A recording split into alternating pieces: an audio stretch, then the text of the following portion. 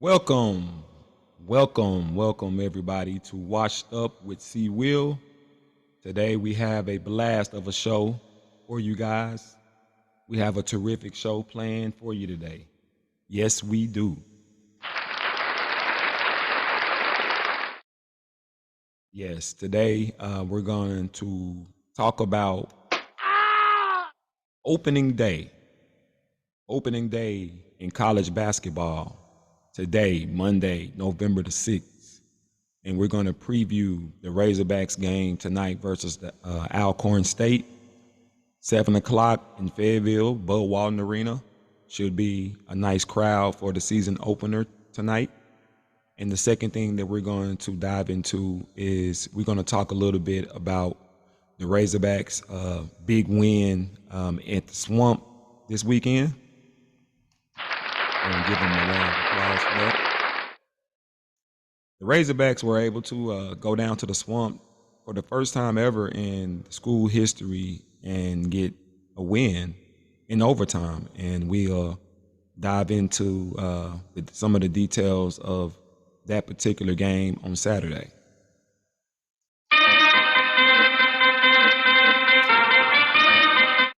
Yeah, so we'll go ahead and we'll proceed to the basketball part of our show.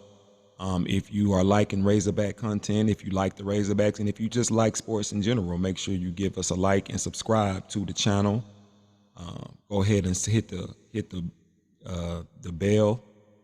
Go ahead and subscribe. So whenever we drop Razorback information or any type of sports information, you can get that as we release it. Because trust me, you for sure gonna want to see it.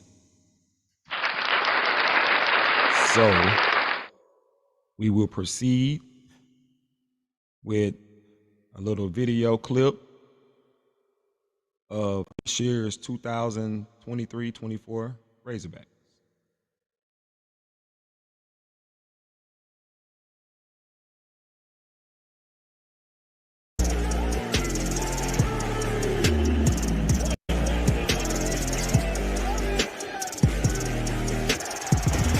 Really shoot it. It's L. Ellis. If you know who he is.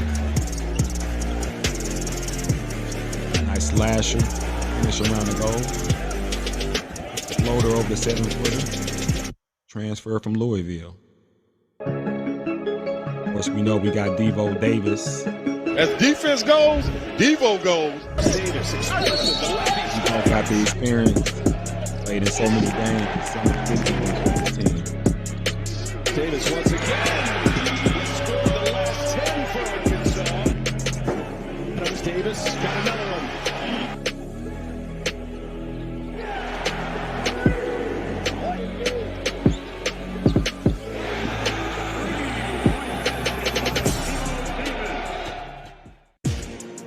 This kid here is a straight up baller from Houston.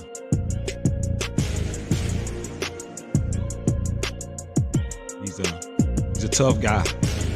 I'm glad to have him on my team. As you can see, he's a clutch player. That was a shot at him.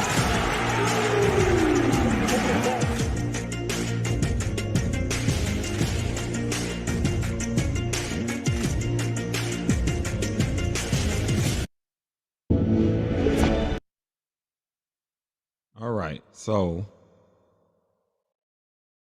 we will stop the share. All right. Yeah, those are the leaders of the team, and they didn't put Khalif Battle. We got to mention the kid. He can straight fill it up from Philadelphia. Played at Temple last year. He's a transfer. Glad that he's a Razorback. He showed out big time against the Purdue Boilermakers, the number 3 Purdue Boilermakers last Saturday in Fayetteville.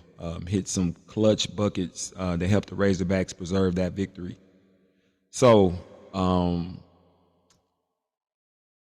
some nice group of guys to lead us. Tremont Marcus, a senior, played at Houston for 3 years prior to this year. Played in many big games. We know his pedigree is win. He's a tough guy, well coached, bringing that winner mentality, that tough mentality that it takes to be a winner, being on your team, man, that is a steal of a pickup. And you know, we got Devo Davis, who is Mr. Razorback.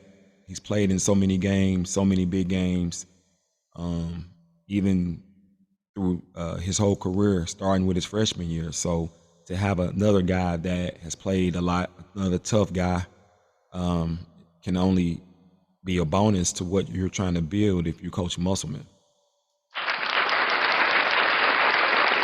And Elder Ellis, the transfer from Louisville, averaged about 19 last year. A lot of people, you know, kind of disregard his production because he played on a losing team. So the biggest question is, can he do that on a team that wins? Well, I believe him being at Arkansas and not being the only guy to rely on to score will only help him. Arkansas has many people that can put the ball in the hole. So I believe that he's destined to have another great year. Maybe not scoring as much, but definitely being highly more efficient. So the Razorbacks men's basketball team played tonight again against Alcorn State. A little bit about Alcorn State that we have. Alcorn State went 17-17 last year, but in their league they went 14-4. They finished first in the SWAC conference. These guys, you know, they are winners. You know, they're not the worst team in their league, though they are in a smaller league than the Razorbacks. As we know, the SEC is one of the top Power 5 leagues that we have in college today. So even though it's a smaller league, but this is the best that league is putting together. So it'll be interesting to see how they play against the number 14 Razorbacks.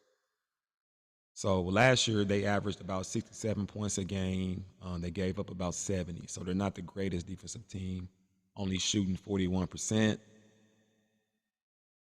and allowing 45%. So their defense percentages is way higher than their offensive percentages. They only shot the three-pointer at 30%, and they defended the three-pointer at 33%. They were only a plus 0.3 in rebounds differential last year. They were a plus 2.3 in steals. So they got 8 steals while opponents got 5.7. That comes out to being a plus 2.3.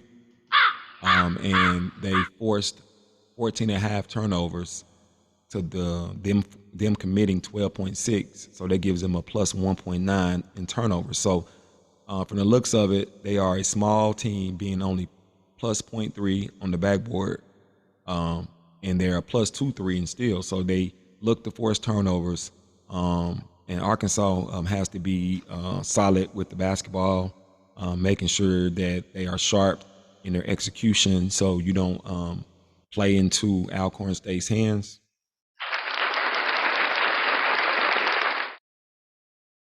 Because that's the only way, with the Hogs being the bigger team, the more athletic team, probably the best shooting team and the best skilled team.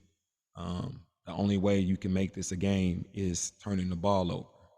So if the Hogs don't turn the ball over, I should say. They only had 13 against Purdue. 15, they had 15. So that's a tad bit high. But I'd be shocked if they got anywhere near 15 tonight. As long as they can keep those turnovers near 12, 10, preferably under 10, but around 12 at the most, 10 to 12, I think they'll be fine tonight. They should win comfortably, and we should be celebrating the team's first victory. So me personally, my take on the team, I went up to the Purdue exhibition game. I like how the team is put together. Coach Musselman did a fabulous job in how he built the team. The team having 5 returning players, being Devo Davis, the senior from Jacksonville, Trevon Brazile, who hurt his knee last year. He's coming back off the injury. So far, looking pretty good from what I saw. He had 15 points against Purdue. was very key, in the key moments of that particular game. You got the Mitchell twins, Makai Mitchell, as the other twin was forced to transfer. But you have Mitchell, who has returning experience. You have Joseph Pinion, who was with the team last year, and you have Jalen Graham. So that's 5 guys that understands what Coach Musselman is trying to do. And you bring in your transfers. You bring in a total of 6 transfers. Trayvon Mark from Houston, who's played in big games, who knows what's going on. You bring Khalif Battle, who is a senior that has played. These guys are 21 and above in age. The learning curve when you're trying to teach as a coach is shorter with a more mature team. So the fact that he was able to get these experienced players, and they're good players, not just old guys, but old good guys. He just did a magnificent job. So we got Mark, who's from Houston. He's about 6'6". Battle is about 6'5". Ellis is about 6 foot, 6'1", from Louisville. Big time shooter, big time scorer. Davenport from Cincinnati, who is a streaky shooter who can get really hot and can shoot a shot anywhere. Again, he played at Cincinnati. He's a transfer. He's 21 years old. He's experienced. Then you have Chandler Lawson, who came from the University of Memphis. He's from Memphis. Played at Oregon his first year. So this is his third school. He's a 5th-year senior. Again, another experienced guy. And then you bring in the Harris kid, who didn't get a chance to play. He's a transfer. So that's 6 guys with experience that you're mixing in with the 5 who already got experience. So that's 11 guys with experience. And, compared to last year's team when, you had so many freshmen that you had to rely upon, and the learning curve obviously is going to be longer for a freshman. So this team puts Coach Musselman in position to do really big things. And the 2 freshmen that are on scholarship is Bayfall, the 7-foot Monona All-American, who didn't see no action, but he's a young freshman and he's not being asked to do much right now. But typically that makes a freshman get comfortable, and he will, make his mark. The kid can play. It's just a lot of experience and guys that have done it that's ahead of him. Then the other freshman is Layden Blocker, who played big minutes against Purdue. He's a big-time player, coming in with high acclaim. And me personally, it wouldn't shock me if the kid gets on the NBA radar really fast. He's a tough kid, played in many big games, has a lot of heart, can score it, can distribute, and just, he's a kid that's not going back down. So I can see him actually helping immediately on this team.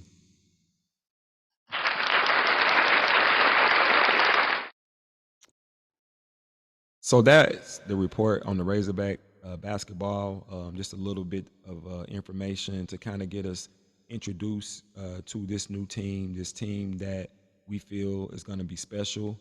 This is the 30th anniversary of the 1994 NCAA title team with Corliss Williamson, Scotty Thurman, coached by Nolan Richardson. This is the 30th anniversary this year. This could be a special year. Coach Muss has gotten to the Sweet 16 the second weekend every year he's been here. So maybe he can get the Hogs to the third weekend. But we'll see exactly how everything transposes, because the Hogs do have a tough schedule ahead, but we'll see how they progress as the season progresses. Again, if you're liking this good Razorback basketball content, go ahead and give us a thumbs up. Go ahead and bang that like. If you like the content, Razorback fans, go ahead and like it, because we're going to keep it coming.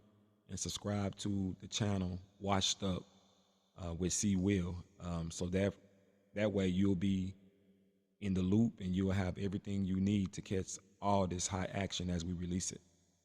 So now we're going to take a look at some football stuff here. 1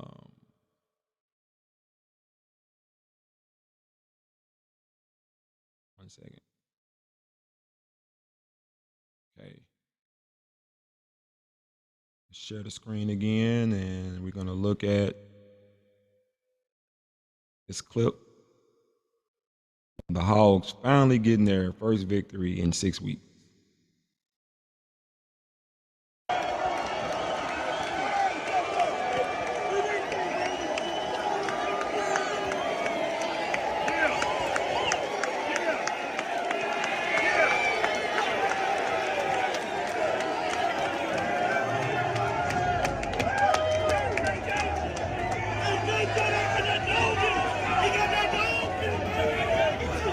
It's a good feeling. I'm so happy for KJ. KJ deserves this game. How's that feel, KJ? For real, man. We battle, man. We battle. That's all we can do. We battle each and every day, man. We battle. We battle. We battle.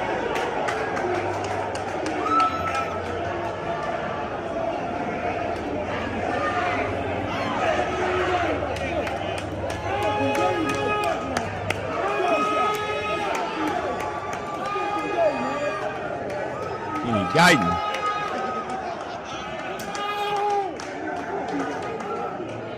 That's a good feeling right there.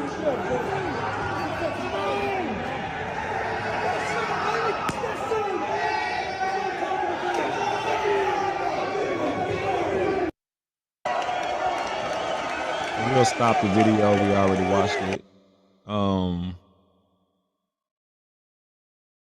Yeah, I got the main take that I got from this particular moment was it was great to be a Razorback. It was great to be a Razorback at that point in time. This team had high hopes this year with a 4-year starter returning. Quarterback had high ratings and efficiency, and the team had a lot of hope to have a good season, and all the pieces was there. But it was one piece that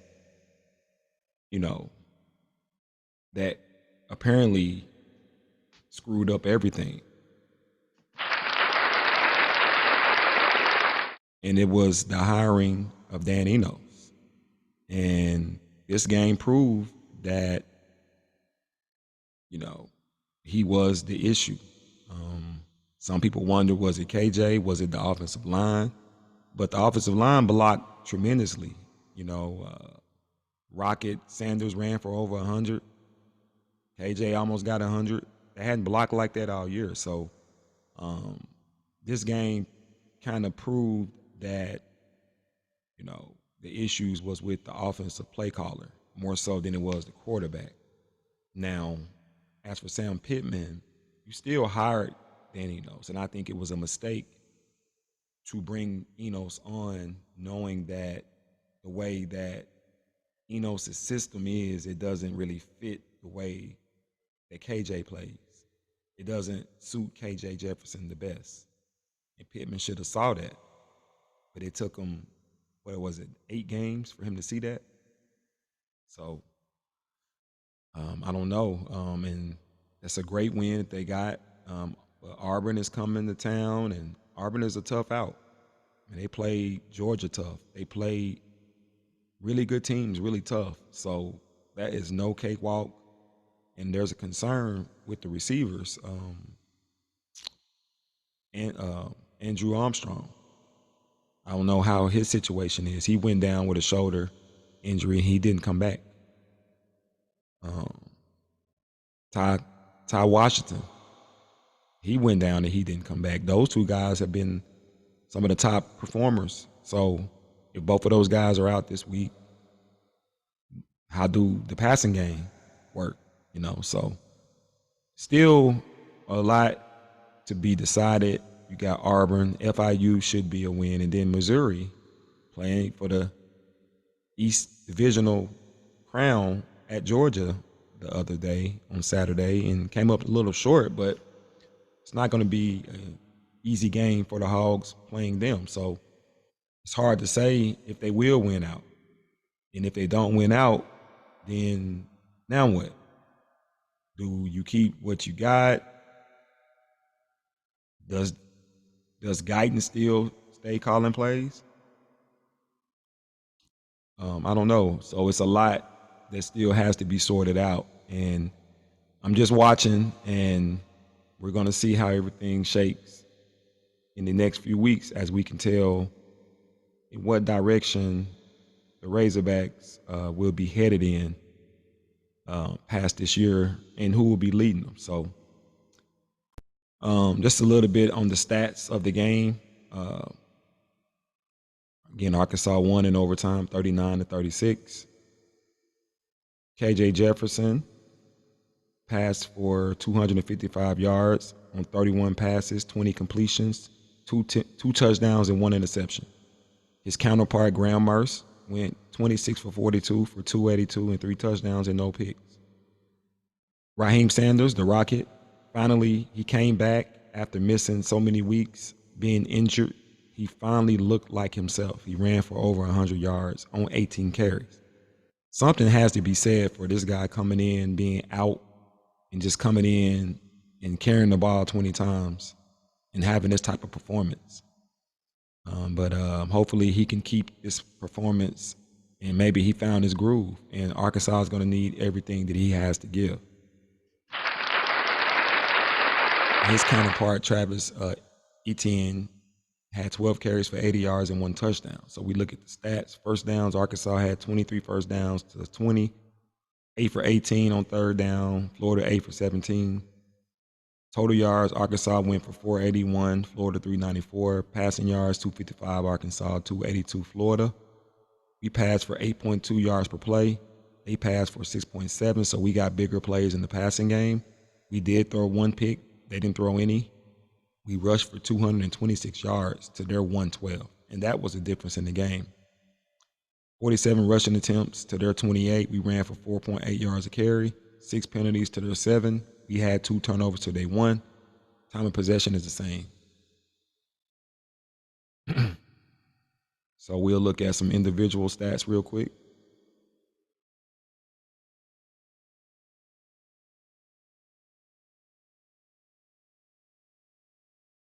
You see KJ Jefferson rushed for 92 yards, along with Rocket being at 103. Between them, they had 35 carries, and they ran for over 200 yards. Almost 200 yards, I should say, 195. They both averaged over 5 yards a carry. So you look at Armstrong, he only had 3 receptions, but it was for 103 yards, 34 yards per catch. Washington, 2 catches for 37 yards, 18 yards a catch. So these were the 2 guys that I said that could be injured. So if they're injured, that leaves Tesla, Wilson, Satania, and Broden. And look at their production. So that could hurt in the future. So we have to really pay attention to the status of those guys that led us in the most yards per catch. So we'll stop the share.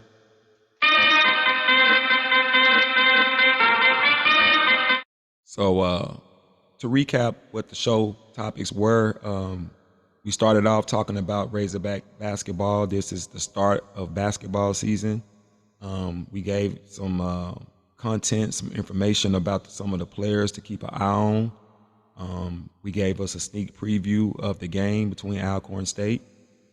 And then we went to the second topic, speaking about the Razorbacks' big win at Florida, bringing them to 3-6, and also them being the first team in school history to win in the Swamp.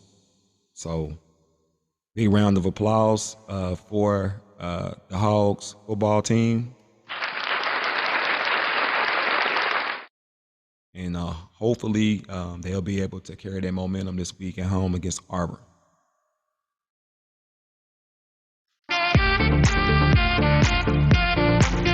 So I want to thank you guys for tuning in. Thank you for giving us your time And if you enjoy our content and if you enjoy our presentation of these topics, please make sure that you hit the bell and subscribe to the channel. And if you like the videos that we put out, give us a thumbs up. Make sure that YouTube knows this. Make sure that they understand that we have a channel that's pretty good out here. So make sure you hit us up, leave your comments, let us know what you think about the basketball team. How do you feel about the Hogs after them winning their exhibition compared to last year when they lost by 30 at Texas? Does that give you a better feel? Go ahead and chime in. Go ahead and drop us a line so we can respond to your content. How do you feel about the football team? Do you think that they can go 4 straight? Or is this one win, it's just one win? You know, give us your thoughts. We want to know.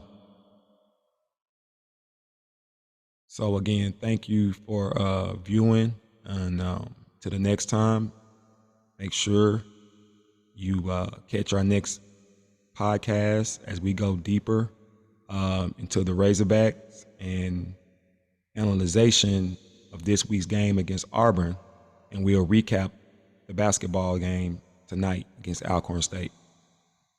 So until the next time, peace out.